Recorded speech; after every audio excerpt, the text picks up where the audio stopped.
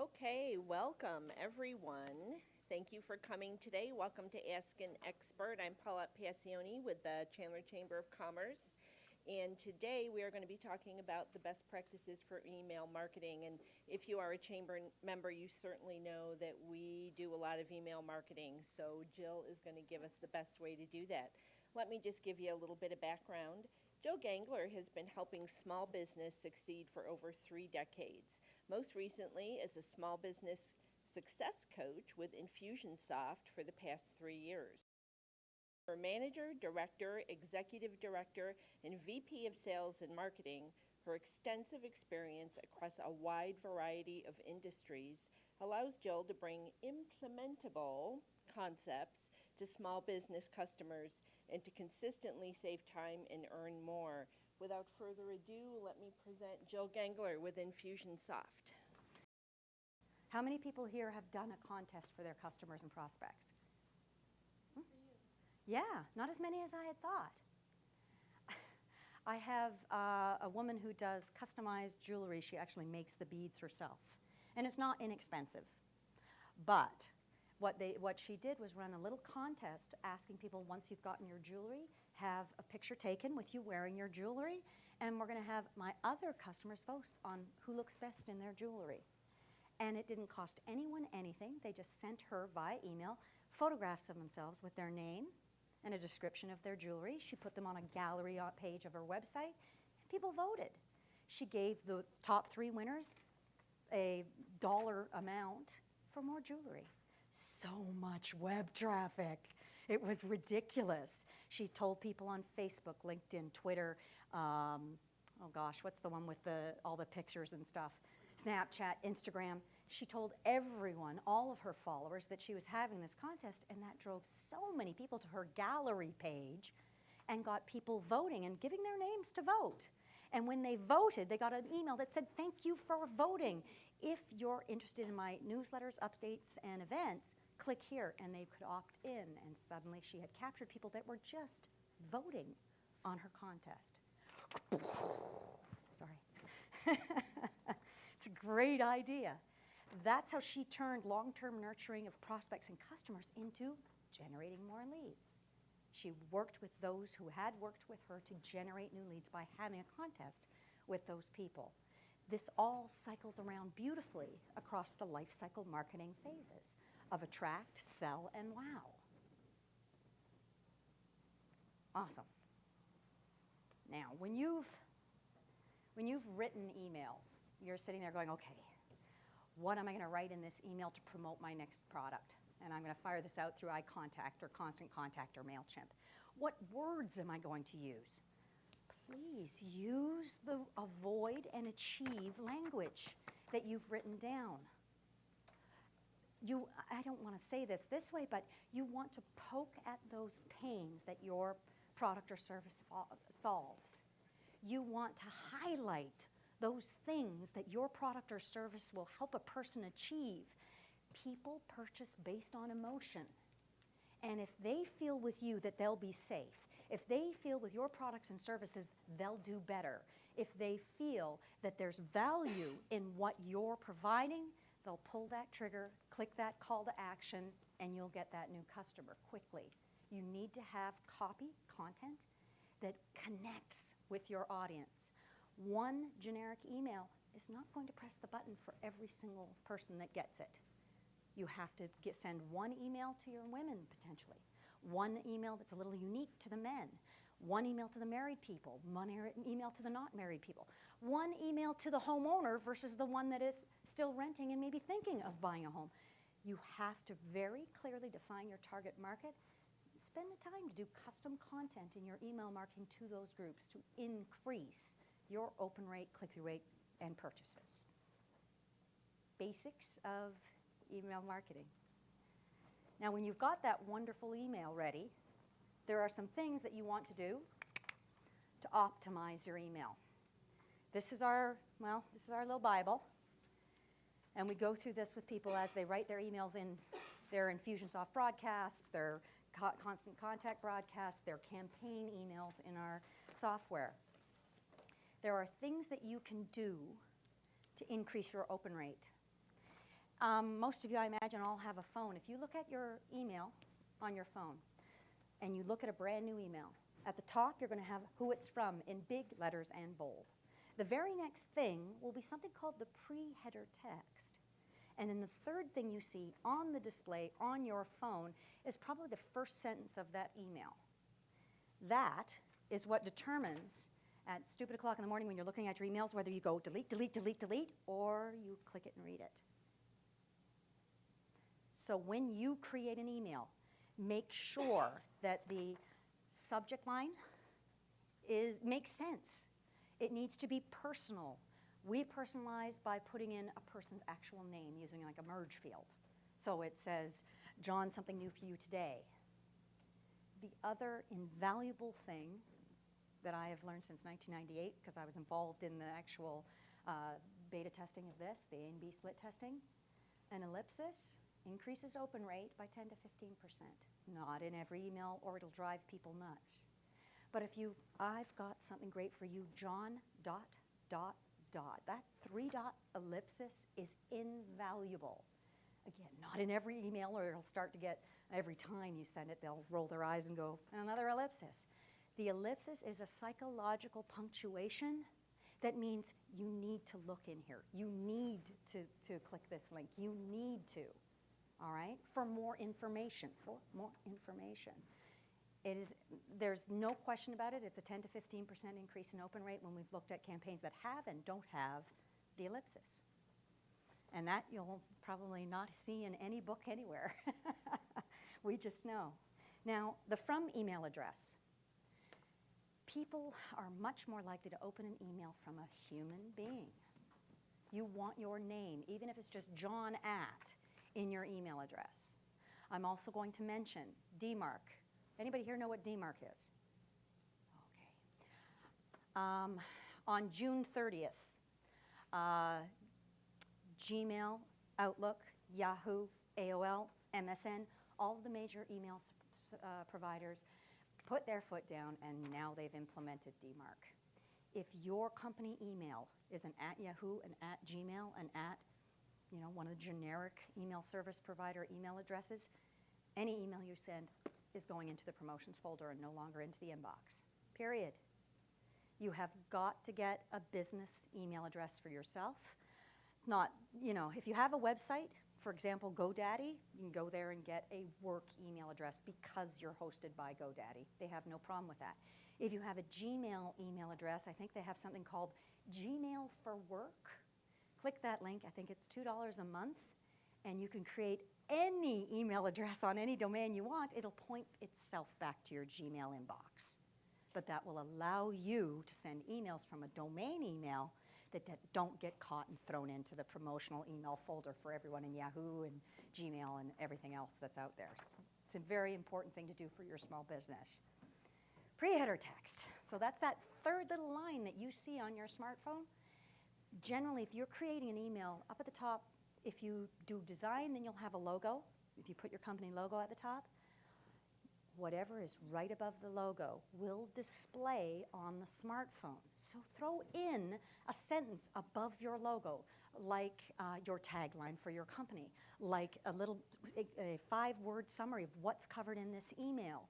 You will get a higher open rate. Because at a glance, when you've got 3 seconds as they're deciding to delete or click to open, you'll have caught them with those 3 pieces up in the top. Now, next. In your email, I imagine you will have links, clickable links. Go to my website today, or go to my storefront today, or whatever it is. If you want to optimize, and why wouldn't you, your click-through rate, you've got to make it extremely obvious what the person should click and what will happen if they click it. We use click here often. And when you hyperlink that to something, it will automatically, no matter what platform you use to create your email, it will automatically turn blue and have an underline. That is the universal indicator that this is a clickable link. Don't play with it. Don't change the color to something else, because that will cause confusion. If you have an email builder tool, MailChimp, Infusionsoft, Constant Contact, even Outlook, you can add an actual button that if clicked will take them to that link. Buttons do work better than a clickable link. Why? Because on the button you can put whatever you wish. You know, get your 25% coupon today. Always have more than one call to action. Now I don't mean click here to do A and click here to do B. At the top of your email, you've got them for 6 seconds before they decide what they're going to do. Make sure your action item is up at the top and repeat it again at the bottom with both links going to the same place. Okay? Again, you want those to be very obvious that this is what, you know, if I glance, some people go crazy and they put images and they put lots of highlighted text in multiple colors. You've got 6 to 10 seconds. If I glance at an email, bold what's important, bright the call to action, and make sure my company identifier, my logo, my signature, something like that is in the email. That's as long as you've got. An email that is 5, 6, 7, 10 paragraphs. Think about how many times you have to scroll to get through a whole email. No marketing email should take more than 1, 2 scrolls. If it's more than that, you'll lose them, just as a recommendation of best practices. Okay. Now, attention. That's what, you know, causes someone to read your whole email. Are the benefits and values of what your product or service provide described in that email? Those are the wonderful achieve and avoid information.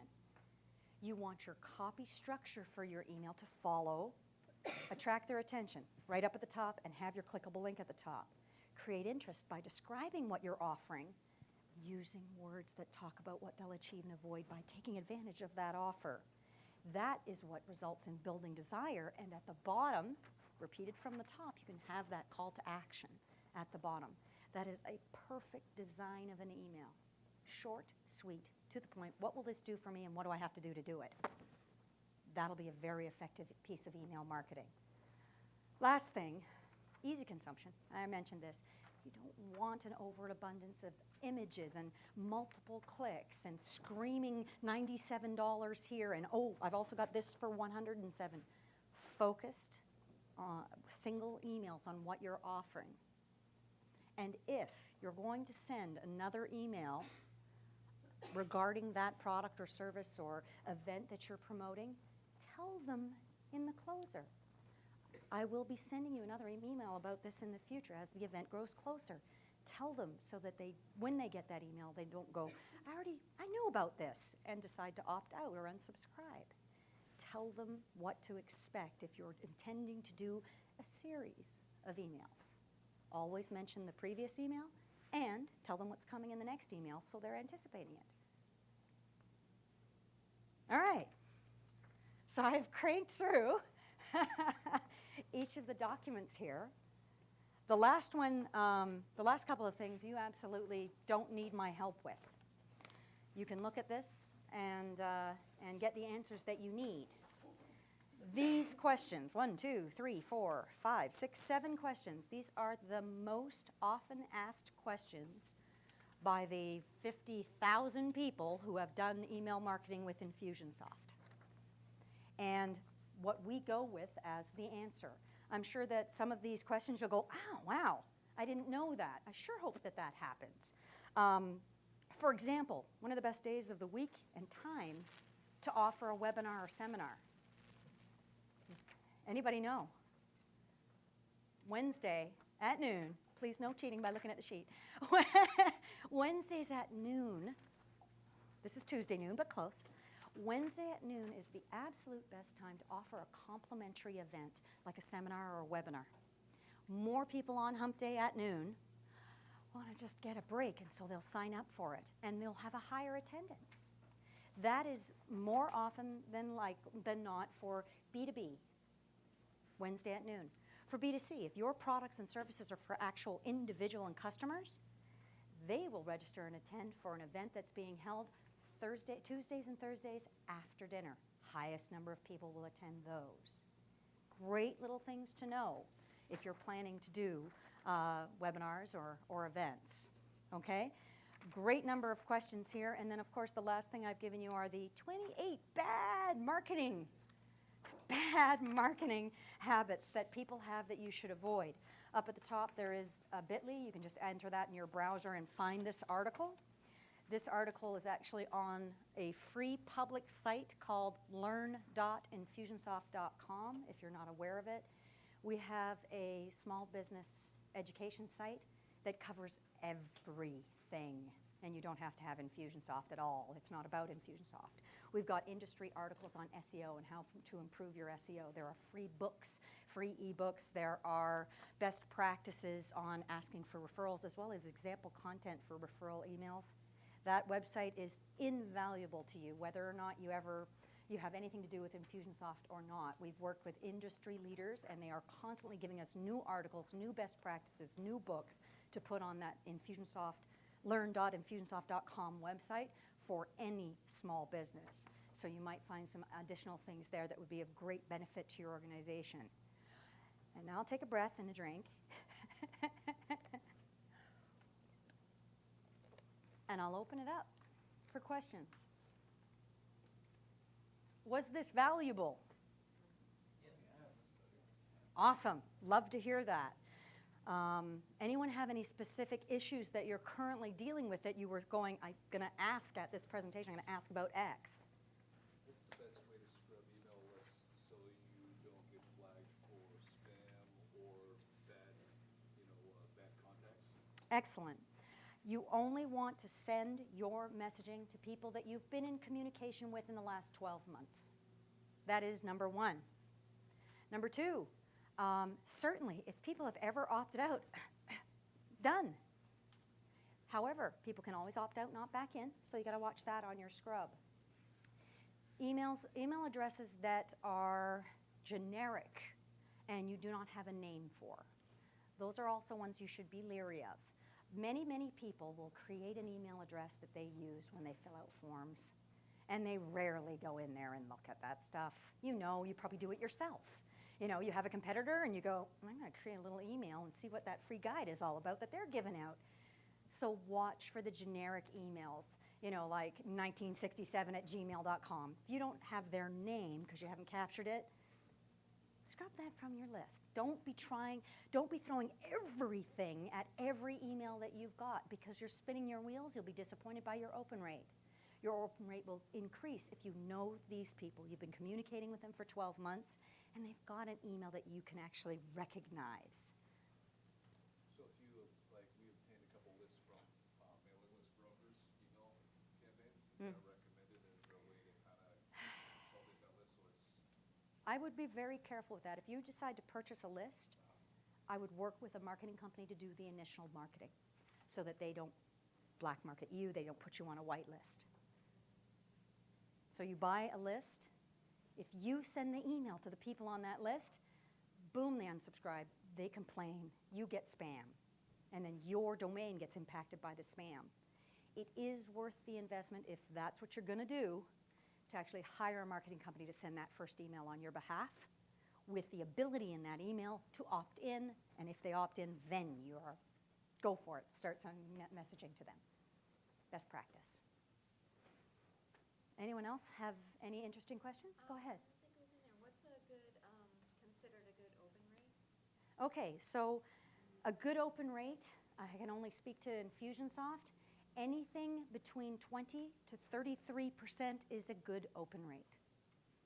Click-through rate, we want to be at least 20%. That tells you that your content and what you're offering is effective. The more important of the two is the click-through, obviously. If you've got 100% opening all your emails, that's great, but if no one ever clicks and buys, you're giving away too much. You may potentially be giving them so much information in that email, they don't need your services because you've given them that resource. They don't have to come back to you. Be very careful about that. Good question. Best time to send an email, 12:15, in the middle of the day. No matter where people are, with the time zones that we have, it will arrive between 10 a.m. and 2 p.m. Not during the delete frenzy at the beginning of the morning and at the end of the day. Any other questions? No one thinks about it. They just go, and send the email and go, Why didn't anyone open this? Why is my open rate so small? Why is my click-through rate? It hit everyone at 7:15 in the morning, and they're on the train on the way to work, or they're at their desk just deleting in the delete frenzy. Best day to send an email on depends on who your audience is.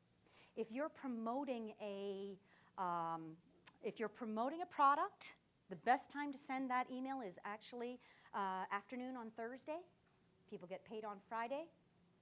They don't get your email until the weekend. They've recently been paid and will consider making that purchase if you're consumer to consumer. If you're business to business, Wednesdays are the best day of the week to send emails. Higher open rate, business to business. Again, that 12:15, so you hit the 10 to 2, regardless of their time zone. Any other goodies? How do you find out what your open rate is? Depends on the tool that you're using to send your emails with. How do you send emails, just out of curiosity? Well, the company email, but we use Gmail. Well, Gmail doesn't offer reporting for email open rates, unfortunately. You may be able to, if your website is hosted by Google or something like that, look at your Google Analytics to see if your clickable link is trackable. You'll be able to see how many people clicked that link and went to the website because of an email we sent, and you can actually look at the demographics of the visits that day and see how many were generated by an external email. But the email has to be hosted by Google. The clickable link has to be hosted by Google for Google Analytics to be able to do any analytics on it.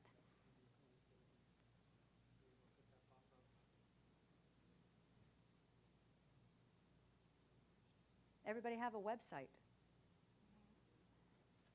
Rock and roll. Again, I encourage you to go to learn.infusionsoft.com and look at some of the guides on optimizing your website for your visitors. In addition, there'll be instructions there on how you can add analytics to your website, regardless of who your provider is, WordPress, GoDaddy, whoever your host is, so that you can optimize that and get some data off your website. You said go to what? I'm sorry. Learn.infusionsoft.com. I think I mentioned it in the documentation here somewhere. Of course, there's some really great stuff on SEO, how to improve your placement when someone does a search for services like yours, so you get higher on that list of 100 pages that show up in a Google search. A couple things on Facebook. Email marketing. If you have a Facebook company site, and if you don't, get one. If you have a Facebook company site, go to that More area and turn on the ability for people to review you. If they can't click that More and see that they could hit the button and give you a review, please turn it on. A couple of things that push you up in the search on Facebook are the number of people who are following you and the number of people who've given you reviews, bad or good.